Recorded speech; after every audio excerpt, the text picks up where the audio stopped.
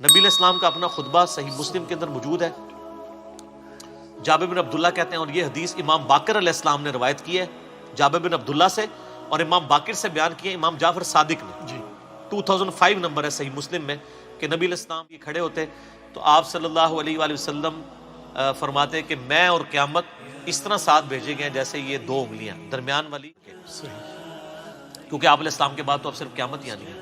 پھر آپ علیہ السلام یہ بھی پڑھتے اما بعد فإن خیر الحدیث کتاب اللہ، آگاہ ہو جاؤ اس کے بعد کہ سب سے بہترین کلام اللہ کی کتاب ہے، وہ خیر الہدی ہدی محمد صلی اللہ علیہ وآلہ وسلم، اور ہدایت یافتہ راستہ محمد صلی اللہ علیہ وآلہ وسلم کا ہے، وشر الامور محدثاتها، اور بدترین کام وہ ہیں جو دین میں نئے داخل کیے جائیں، وکل محدثۃ بدعہ وکل بدعۃ ضلالہ وکل ضلالۃ فی النار. سورۃ النساء میں پوری ڈیٹیل ہے کہ تمام بدعتیں گمراہیاں ہیں، گمراہیاں تمام کی تمام دوزخ میں لے جانے والی ہیں. اور اس کے علاوہ بھی صحیح مسلم میں ہے نا، وہ نحمدہ ونستعینہ ونستغفرہ، ان الحمد للہ نحمدہ ونستعینہ ونستغفرہ ونعوذ باللہ من شرور انفسنا ومن سیئات اعمالنا من یہدہ اللہ فلا مضل لہ ومن یضلل فلا ہادی لہ واشہد ان لا الہ الا اللہ وحدہ لا شریک لہ واشہد ان محمدا عبدہ ورسولہ. بلکہ صحیح مسلم میں حدیث ہے جس خطبے میں شہادت نہ پڑھی جائے وہ ناقص ہے. شہادت یہ والی، اشہد ان لا الہ الا اللہ وحدہ لا شریک لہ واشہد ان محمدا عبدہ ورسولہ. تو اس کے علاوہ آپ صلی اللہ علیہ وآلہ وسلم سورہ نساء کی پہلی آیت تلاوت کیا کرتے تھے، یا ایھا الناس اتقوا ربکم الذی خلقکم من نفس واحدہ.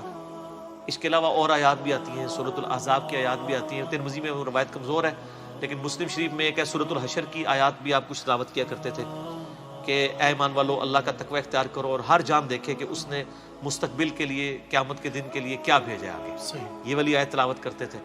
اور سر اس سے بڑھ کر نبی علیہ السلام کی تقریر کیا ہوتی تھی وہ زیادہ امپورٹنٹ ہے. وہ صحیح مسلم میں موجود ہے کہ نبی علیہ السلام جمعے کے 2 خطبے ہوتے تھے اور دونوں کے درمیان تھوڑی دیر بیٹھتے تھے اور دونوں خطبے کھڑے ہو کے دیتے تھے اور اس میں لوگوں کو واعظ و نصیحت کرتے تھے اور قرآن سناتے تھے. سر اور مسلم شریف میں حدیث ہے کہ نبی علیہ السلام کے ہر جمعے کے خطبے میں سورہ قاف ہوتی تھی، سورت نمبر 50. سورۃ الکہف ہے نا، 15ویں سے شروع ہو کے 16ویں میں، یہ 26ویں پارے میں چھوٹی سی سورہ قاف جس میں میرا مسئلہ نمبر 59 ہے، منکرین خدا کو دلائل کے ذریعے دعوت. تو وہ سورت آپ صلی اللہ علیہ وآلہ وسلم، اور یہ یقین کریں بڑی پرفیکٹ ہے فکر آخرت کے اعتبار سے، وہ سورت آپ پڑھتے تھے. پھر صحیح مسلم میں حدیث ہے کہ انسان کے فقیہ ہونے کی نشانی یہ ہے کہ اس کی نماز جمعے کی لمبی ہو اور خطبہ مختصر ہو. اور پھر اس کے آگے الفاظ ہیں کہ بعض خطبے تو جادو کا سا اثر رکھتے ہیں، سحر کا اثر. یہاں کیا ہوتا ہے الٹ، نماز چھوٹی، صرف اہل حدیث ہیں جو صحیح نماز پڑھ رہے ہوتے ہیں، باقی تو مغرور لا رہے ہوتے ہیں. وہ چھوٹی کیوں پڑھاتے ہیں؟ تقریر اتنی لمبی کر چکے ہوتے ہیں کہ انہوں نے ڈر لگا ہوتا ہے کہ یار جلدی فارغ کریے. سر 1:30 بجے جمعے کا ٹائم ہے تو 1:30 بجے مولوی جو ہے نا وہ تھوڑا سا گرم ہونا شروع ہوتا ہے اور جا کے 1:50 کے اوپر جا کے جماعت کھڑی کرتا ہے. تو جماعت میں اس کو پھر ٹینشن پڑی ہوتی ہے، میں پہلے ہی 20 منٹ لیٹ ہوں، نماز کا رگڑا نکال دیتا ہوں. حالانکہ میں نے تقریباً 1-1.5 سال ایک بریلویوں کی مسجد میں جمعہ پڑھایا اس زمانے میں، 2000 کے اندر بات ہے، 2000 سے لے کے 2001 تک. میری یعنی نماز جمعے کا ٹائم 1:30 بجے تھا، میں 1:20 کے اوپر تقریر ختم کر دیتا تھا سنتوں کے وقفے کے لیے نا. اور جب تقریر ختم کرتا تھا تو اس کے بعد ظاہر ہے وہ حنفی طریقے سے ہی اس وقت پڑھتے تھے نا، سنتوں کے وقفے بعد 1:25 پہ عربی خطبہ شروع کیا اور بعض اوقات 1 منٹ انتظار کرنا پڑتا تھا کہ وہ پوری 1:30 ہو تو جماعت کھڑی کریں. 31 تے 32 والی کہانی ختم نہ، وہ کہانی ختم. ٹھیک ہو گیا. کہ سر آج ایک کلپ آ رہا ہے مارکیٹ وچ، وہ فرحان بھائی نے تیار کر لیا، وہ انشاءاللہ تعالی ان قریب لانچ ہونے والا ہے. وہ نا ہی نا ہے اور اسے نا 2 بار آئی ہے نا. وہ کلپ ہے نا مفتی صاحب، نا مفتی صاحب ہے، انہوں نے تعریف کی حدیث کی اور ظاہر ہے ان کا بھی قصور نہیں، ان کے بزرگوں نے تعریف کی ہے تو ہم نے اس کی تھوڑی سی انجینئرنگ کر دی ہے. تو وہ کلپ ہے نا والا. تو سر نا اس ٹائم بھی انتظار کرتے تھے پورے 1:30 ہو جماعت کھڑی ہو. اچھا 2 یا 3 جمعے گزرے تھے سر، لوگ جو ہے نا 1 بجے مسجد میں آ جاتے تھے. تقریر خیر اس ٹائم بھی میری اسپیکنگ پاور تو تھی، کہانیاں بھی بڑے اچھے طریقے سے کرا لیتا تھا.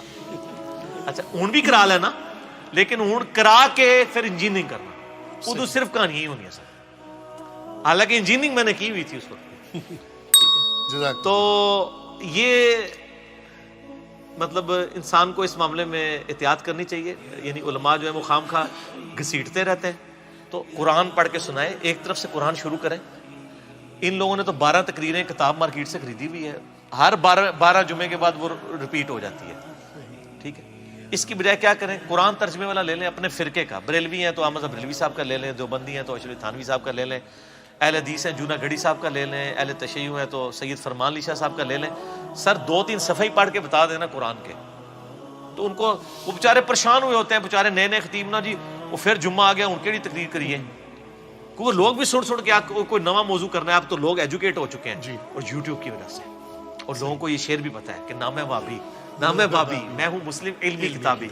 کئی لوگ تو اب کہتے ہیں سر جمعہ پڑھنے کا مزہ ہی نہیں آتا, ہر چیز ہی کہانی لگتی ہے.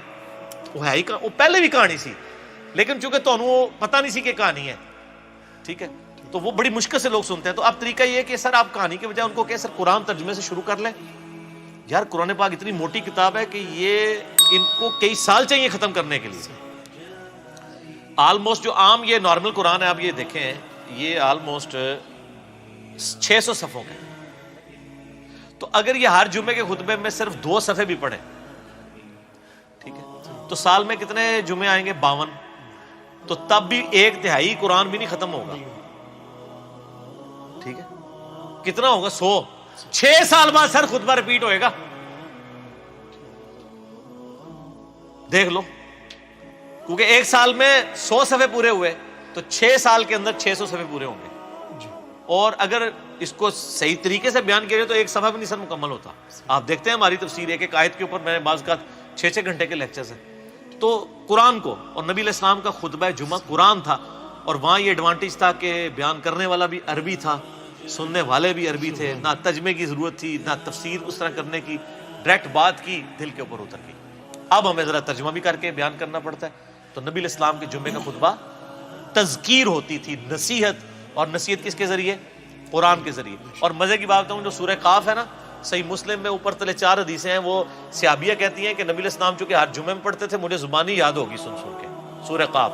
اور سورہ قاف کی ہی آخری آیت ہے, فذکر بالقرآن من یخاف وعید.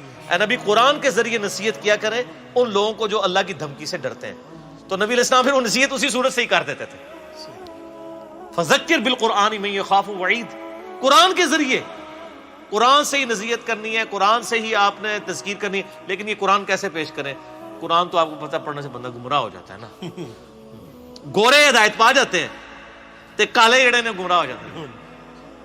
ٹھیک ہے نا, وہ ان لوگوں کے چونکہ اپنے عقائد قرآن کے خلاف تھے, اس لیے انہوں نے یہ ڈنڈورا پیٹا.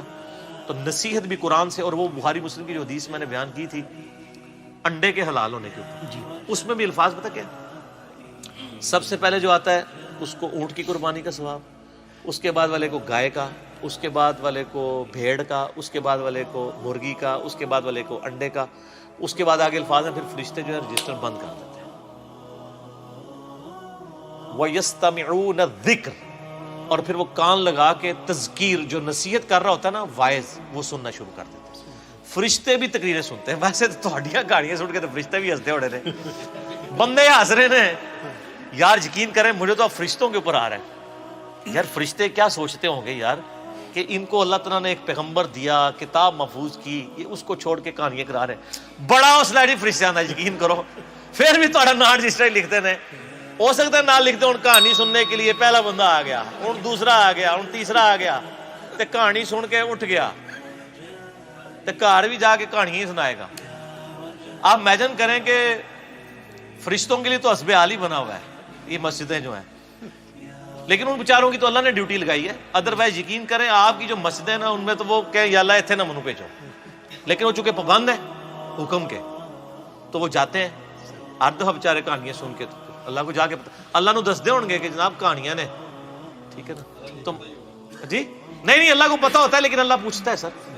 جی صحیح مسلم میں حدیث ہے کہ جہاں پہ بھی کوئی محفل ہوتی ہے نا وہاں پہ فرشتے ڈانپ لیتے ہیں, جب وہ واپس جاتے ہیں اللہ تعالیٰ پوچھتا ہے کہاں سے آئے, وہ پوری ڈیٹیل ہے. اور وہ محفل قرآن کے بارے میں, یہ بابوں کی محفلوں کے بارے میں نہیں, وہ تو خیر پازیٹیو سینس میں. تو یہ جو کہانیاں ہیں وہ ظاہر ہے اللہ تعالیٰ کے تو علم ہے, لیکن اللہ تعالیٰ پوچھتا ہے اس لیے کہ اس کا ایک پروسیجر ہے, ایک طریقہ ہے کہ ڈیوٹی لگائی ہے, ذرا ان سے بھی فیڈ بیک لیا جائے.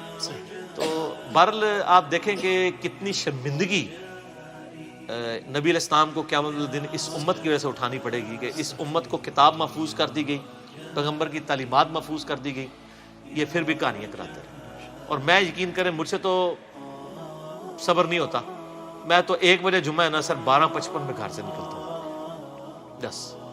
بس اتنا ٹائم لے کے کہ 2 سنتے پڑھوں. اس میں بھی بعض کا 1-2 جملے اتنے کوفت والے آخری منٹ میں بھی پڑ جاتے ہیں دماغ میں کہ بندہ کہتا ہے یا تو پھر یہ اصلاح کرے نا سر.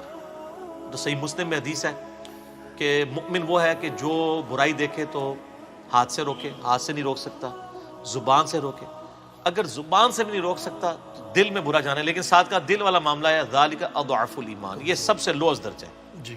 تو ہم تو ہیں بھائی حسینی, ٹھیک ہے نا جی, تو ہم تو کہتے ہیں بھی اس کو کم از کم زبان سے روکیں گے, اور ہم تو زبان سے بھی کسی کو روکیں تو یہ ڈر لگتا ہے کہ وہ ضد میں نہ آ جائے. تو اس لیے پھر بہتر ہے کہ نہ سنیں اور نہ وہ کرنا پڑے. میں کسی کو یہ مشورہ نہیں دیتا, آپ لوگ سنیں اور لوگوں کو بتائیں. آپ کے اصلاح کرنے سے کوئی برا نہیں منائے گا, میرے ذرا کرنے سے ذرا, میں آپ کو پتہ ہے نا پھر ایک جو ہے وہ بریکٹ والا مشہور ہو چکا ہوں انورٹڈ کاماز میں, تو اس لیے میرے لیے تو مشکل ہو جاتا. تو میں جو ادھیڑ عمر کے جو بزرگ ہیں نا ان سے ریکویسٹ کر کے نا تو اپنی معروضات پہنچاتا رہتا ہوں خطبات تک کہ یہ جو کہانی کرائی تھی ان کو بتائیں کہ یہ کہاں لکھی ہوئی ہے. کیونکہ جو سفید داڑھی والے ہیں ان کے ساتھ کم از کم مولوی بدتمیزی نہیں کرتے, سن لیتے ہیں, بات مان بھی لیتے ہیں. ہم لوگ بات کریں تو وہ برا مان جاتے ہیں, میں تو ویسے ہی کرنے جوگا نہیں ہوں. اور آپ لوگ بھی, آپ میں سے بھی اکثر وہ کو بات کرے وہ کہتے ہیں پتہ لگ گیا کہڑے اسٹیشن تو بول رہے ہیں, ٹھیک ہے. یہ جو چھوڑ دیں جناب, جہاں بھی آپ, یعنی یہ ہمارے ایک بھائی ہیں ساہیوال میں, وہ بتا رہے تھے وہ کسی مسجد میں چلے گئے تو وہاں پہ کوئی مولانا صاحب نا یعنی درس دے رہے تھے. تو ظاہر اب جو ہماری ویڈیوز دیکھتے ہیں ان کو تو پتہ ہوتا ہے نا مطلب یہ کیا سچ ہے اور کیا یہ کہانی کروا رہے ہیں. تو جناب وہ درس دے کے جب وہ فارغ ہوئے نا تو انہوں نے کہا جی یہ جو آپ نے بیان کیا ہے تو یہ کہاں پہ لکھا ہوا ہے, کوئی اس کا کوئی حدیث, کوئی ریفرنس اور یہ وہ. تو جب یہ کوئی بات پوچھ رہا ہو آج کے زمانے میں اور ساتھ اس کی غلطی سے اس کے منہ سے نکل جائے, یہ ہمارے لوگوں سے بڑی غلطی ہوتی ہے, وہ کہتے ہیں اس حدیث کا انٹرنیشنل نمبر بھی بتا دیں. بس یہ بولنے کی دیر ہے, اور لگتا ہے مجھے پتہ لگ گیا تو کہڑے اسٹیشن تو بول رہا ہے, تو انجینئر نو سننا ہے, جس مرضی اسٹیشن سے کوئی بول رہا ہے. جی. ہم تو آپ سے اللہ نبی کی بات پوچھ رہے ہیں نا. مجھے کوئی شخص آ کے کہتا ہے جی سورہ البقرہ کی آیت نمبر 279 میں لکھا ہوا ہے کہ جو ہے وہ سود کھانے والا اللہ اور اس کے رسول سے جنگ کرتا ہے, تو میں اس سے اس کی ڈگری مانگوں گا؟ میں قرآن کھول کے پڑھوں گا, تو ریفرنس کو فالو کرو. صحیح بخاری میں حدیث ہے بلغوا عنی ولو آیا, پہنچا دو میری طرف سے خواہ تمہیں ایک آیت ہی کیوں نہ آتی. تو پہنچانا یہ ضروری ہے, تو پہنچائیں.